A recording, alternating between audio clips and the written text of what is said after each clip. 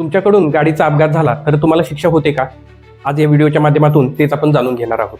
मुळातच कोणताही अपघात ही अनावधानाने किंवा अचानक होणारी घटना असते. त्यामुळे जर तुमच्याकडून अपघात झाला तर तुम्हाला शिक्षा होईल का? चला पाहूया. मुळातच अपघातानंतर शिक्षा होणार किंवा नाही हे पूर्णतः अपघाताच्या परिस्थितीवर अवलंबून असते. अपघात जर चुकून झालेला असेल, म्हणजेच तो तुमच्या निष्काळजीपणामुळे झालेला नसेल, तर अशा केसमध्ये सर्वसाधारणपणे गुन्हा दाखल होत नाही. तर असे अपघात नेमके कोणते हे जाणून घेऊया. तुम्ही गाडी चालवत असताना गाडीचा ब्रेक फेल झाला किंवा अचानक गाडीच्या समोर एखादा प्राणी किंवा एखादी व्यक्ती आली आणि अशा वेळी तुम्ही कोणतेही मद्यप्राशन केलेले नव्हते आणि अशा परिस्थितीनंतर सुद्धा जर अपघात झाला तर याच्यामध्ये तुमचा निष्काळजीपणा नव्हता असं आपण म्हणू शकतो. अशा केसमध्ये सुद्धा आपल्याला नुकसान भरपाई मात्र द्यावी लागू शकते. आता पाहूया व्यक्तीला शिक्षा कधी होऊ शकते.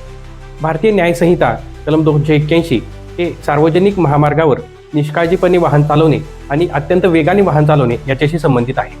मानवी जीवनास धोका निर्माण करणाऱ्या अशा कृतीसाठी 6 महिन्यापर्यंतचा कारावास, 1,000 रुपयापर्यंतचा दंड किंवा दोन्ही सुद्धा अशा प्रकारे शिक्षेची तरतूद केलेली आहे.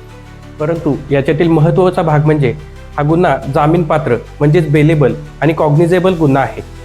आणि कोणत्याही अपघातात खरोखरच तुमच्याकडून कोणाला तरी गंभीर दुखापत झाली तर IPC सेक्शन 338 नुसार तुमच्यावर गुन्हा दाखल होत असतो. याच्यामध्ये 2 वर्षापर्यंतचा कारावास आणि 1,000 रुपयाचा दंड किंवा दोन्ही सुद्धा अशा प्रकारे शिक्षेची तरतूद केलेली आहे. परंतु महत्त्वाचा भाग म्हणजे हा गुन्हा सुद्धा बेलेबल किंवा जामीनपात्र आणि दखलपात्र गुन्हा आहे. अशाच कायद्याच्या महत्त्वपूर्ण गोष्टी जाणून घेण्यासाठी आपल्या चॅनेलला नक्की फॉलो करा. धन्यवाद.